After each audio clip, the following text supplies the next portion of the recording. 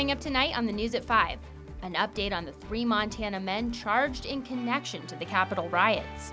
Plus, new information on the largest settlement paid out in a Montana wrongful conviction case as lawmakers consider a bill for state compensation to wrongfully imprisoned people. From Montana's news leader, this is MTN News at 5. Good afternoon and welcome to the News at 5. I'm Marian Davidson. Thanks for joining us. Our top story at 5, new developments about 3 Montanans facing charges for alleged actions during the riot at the U.S. Capitol. MTN's John Riley reports. On Friday, Dillon business owner Hank Munzer entered a plea of not guilty to D.C. District Judge Amit Mehta. A grand jury indicted Munzer on 5 charges related to his alleged involvement in the Capitol riot. Charges include obstruction of a federal proceeding, entering and remaining in a restricted building, and parading, demonstrating, or picketing in a Capitol building. There's 5,000 people in the building, so they're going to arrest all 5,000 people and bring the same charges against them? They're just the people that are outspoken the most. Munzer told MTN he plans to fight the charges and wants it to be clear he doesn't support violence against anyone and was just there to support former President Trump. I was there supporting my president. I had no idea we were even going to the Capitol that day.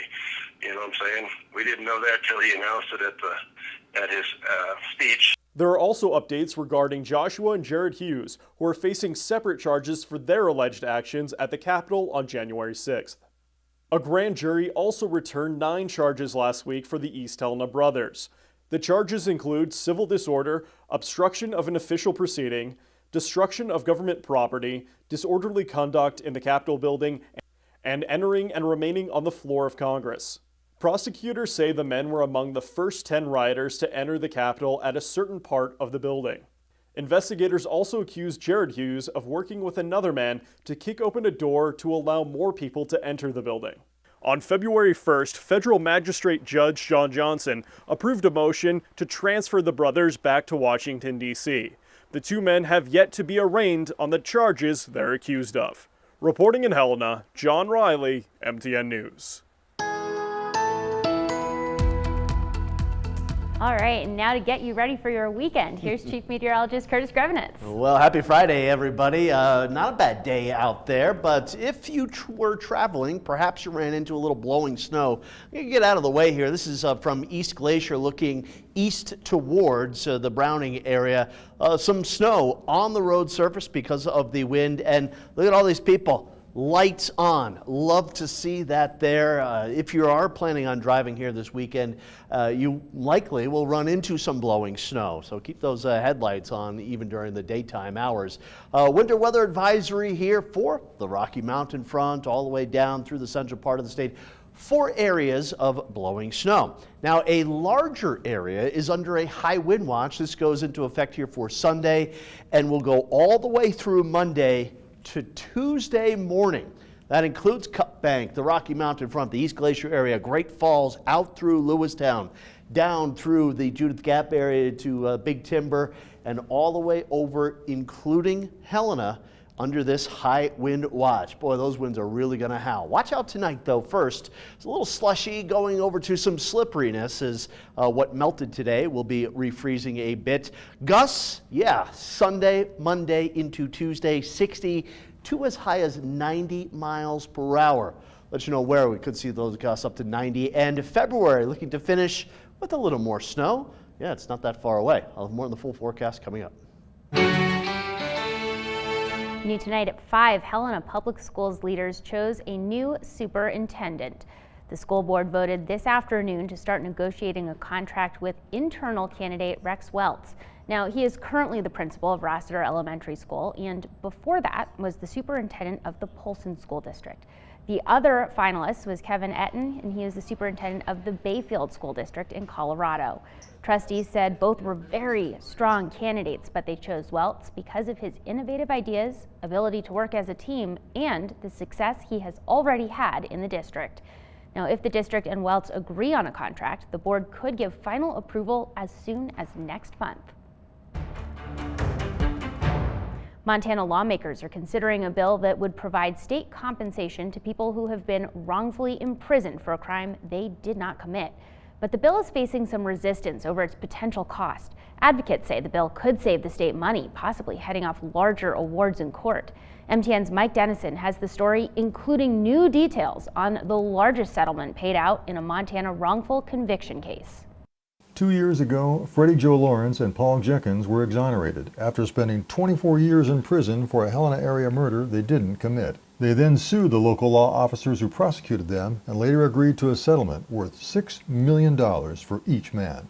It's by far the largest payout in Montana for a wrongful conviction lawsuit. House Bill 92 before the current legislature would set up a system in which the state will pay claims at a predetermined amount to people who were wrongfully imprisoned. Supporters of the bill say the payments could dissuade exonerees from suing and winning huge judgments.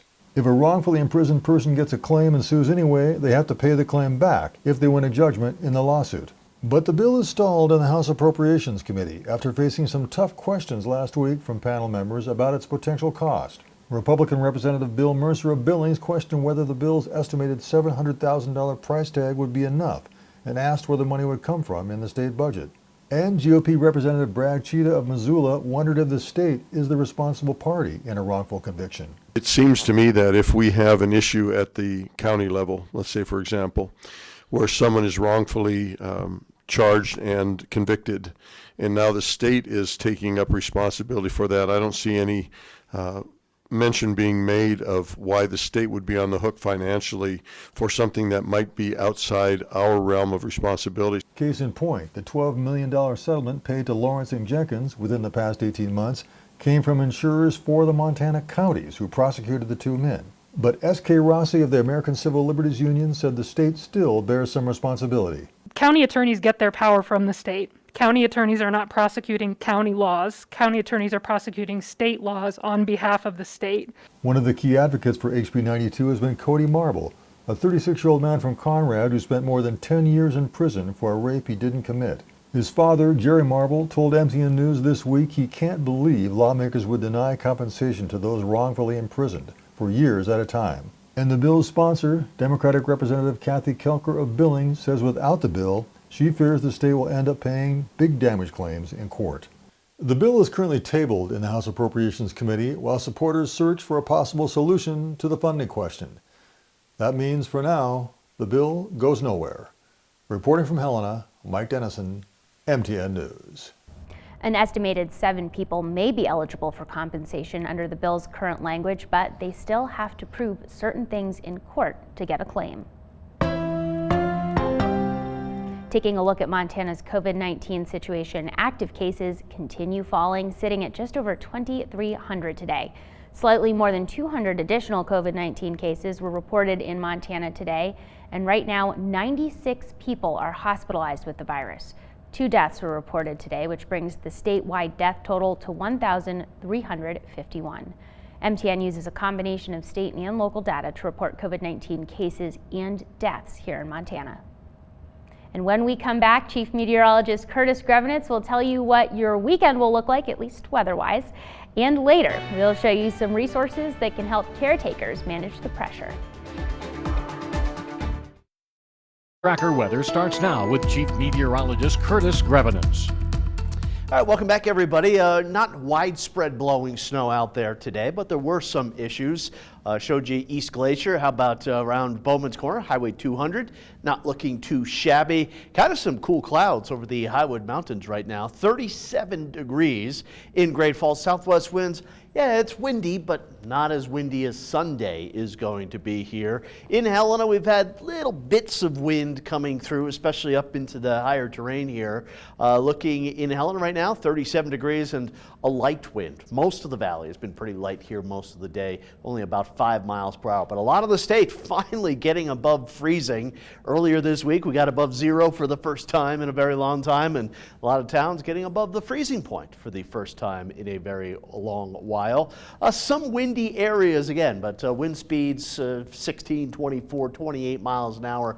The wind speeds will be going up. And again, got to emphasize Sunday, Monday into Tuesday. So even tonight, the wind will die down here a bit. Tomorrow morning, it picks up off of the Rocky Mountain front, and it's not that bad of a day. 10, 20 mile per hour wind at times, especially through the afternoon. Now, look at this. By Saturday night, more in the way of wind, and heading into Sunday, this is when that wind is really going to roar along the Rocky Mountain front, out parts of the High Line. I mean, even out there around in the vicinity of about Chinook, that's where we could have some wind gusts, maybe up to 60 miles per hour. But a very windy day Sunday, and that wind will only get stronger Sunday night into Monday.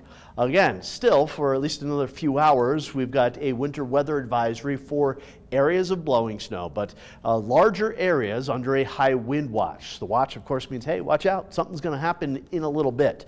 This does not go into effect, this high wind watch, until Sunday, and it will go all the way through Monday to Tuesday morning. So kind of a prolonged period of some powerful winds, gusts maybe up to 60 miles per hour or so around Lewistown, Great Falls, Havre up to about 60 miles per hour, but right there around the East Glacier area, 90 mile per hour gusts are possible. Pretty nasty down there around Big Timber and the Judith Gap area as well.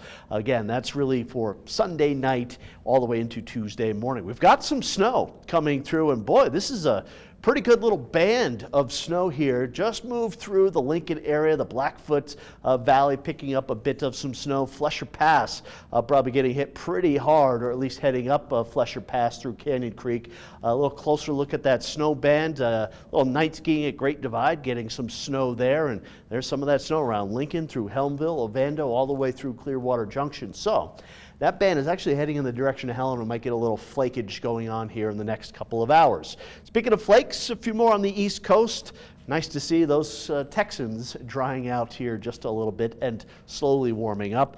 Snow showers, yeah, a few of them here tonight, mainly in the mountains. May get a few little areas of snow around Boulder, down through Townsend, through Toston. A little snow shower activity overnight tonight into tomorrow. Tomorrow, maybe a few clouds to start, but we'll turn partly cloudy by the afternoon, if not mostly sunny. And again, there will be a few snow showers over the mountains and then out through the central mountains as well here. But a lot of the state looking at just some sunshine for Saturday. And it's not that bad of a windy day. Now, Sunday, that's when things will change. That wind really starts to increase for everyone, especially by Sunday afternoon and Sunday evening. A little snow again, close to Helena, certainly seeing a little accumulation around Lincoln right now and south of town up there around Canyon Creek, picking up some snow. And then maybe again a few snow showers as we head into Saturday as well. Here's the forecast for tonight. Just a couple of flakes out there closer to the Rocky Mountain front. Teens, it will be a chilly night here for a lot of the state. Some snow showers for the little belts, the big belts, and around the Helena area here. And again, watch out for that refreezing as temperatures drop down into the teens and 20s. And for tomorrow, not too bad as far as temperatures and sun conditions go out the High Line. Rocky Mountain front, watch out for that strong wind. And around Helena, maybe a few snow showers, certainly up there on the Continental Divide. Here's the 7-day forecast for Helena. So the wind in Helena really does not become powerful until Sunday night into Monday. The hills around town picking up a little more wind sooner. Monday, a couple of mixed rain and snow showers afternoon and evening. Tuesday, a little snow activity coming through. Temperatures next week falling back into the 30s. And for Great Falls, yeah, windy day tomorrow, but nothing like Sunday and Monday. And we could have a few snow showers Tuesday and Friday of next week. All right, thanks for that, Curtis. Caregiving for an aging parent can be stressful, and for some, the pandemic has compounded the stress. But there are ways to help manage the pressure. MTN's Phoenix O'Connor reports. Is part of the sandwich generation. It's a term for people that are both taking care of their children and aging parents. Williams says when it comes to seniors and those suffering from dementia like her mom, she said it's best to not correct them. They say, though, if somebody doesn't remember that their spouse died, don't keep bringing it up. Just say, oh, I think they stepped out to go to the grocery store. They should be back.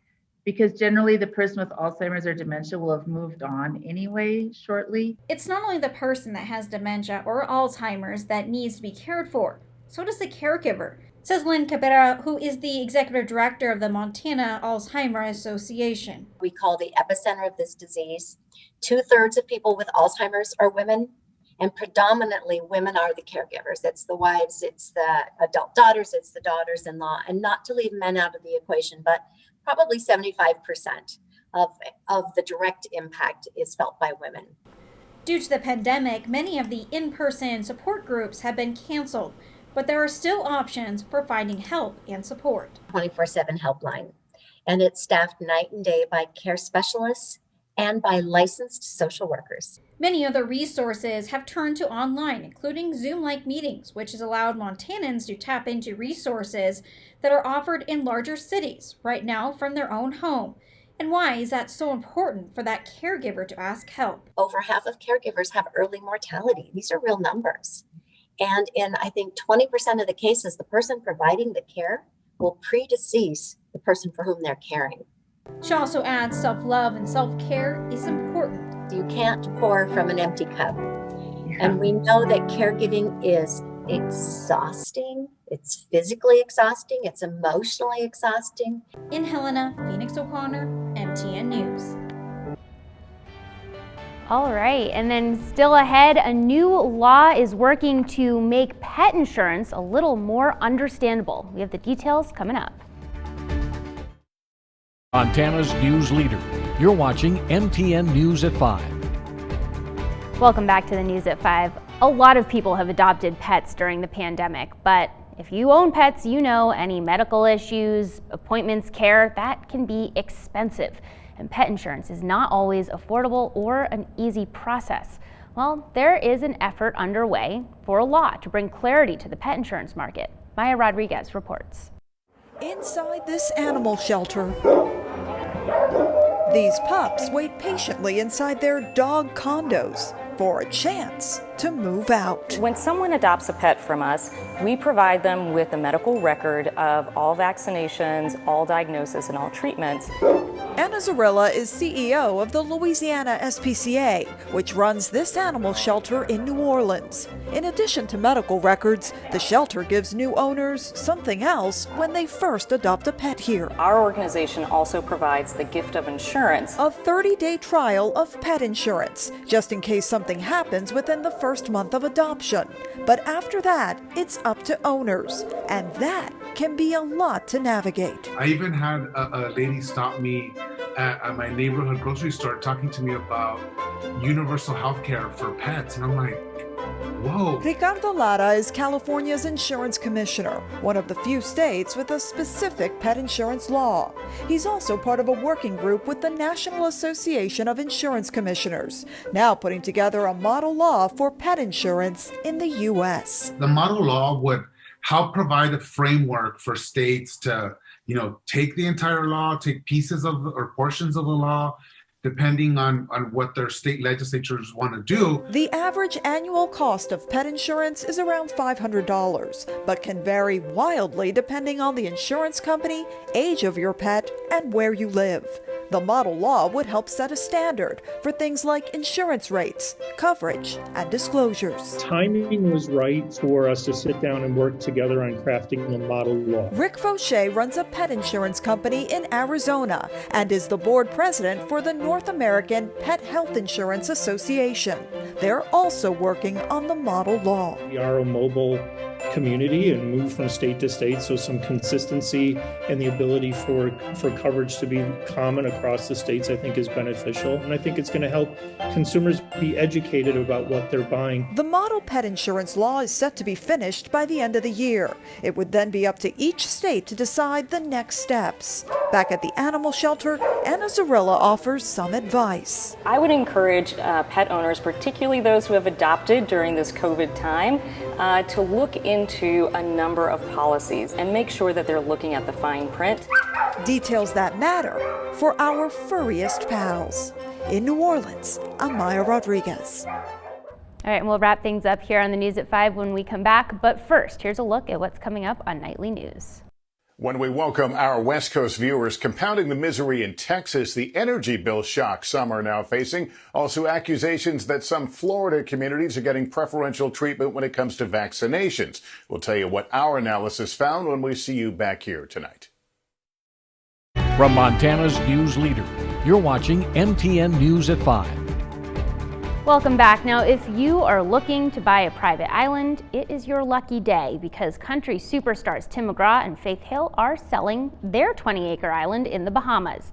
It has more than a mile of waterfront. The couple bought the island, known as Goat Cay, in 2003, and they said that at the time it was just a shack. But now, according to the listing, the property has a 6,500 square foot main residence with 4-bedroom suites, 5 bathrooms, an observation tower, and a grass-covered internal courtyard. It also comes with 3 additional staff houses. And of course, it's not cheap. It'll cost $35 million. We'll see you back here for the news at 6 with your latest headlines and a look at the weather.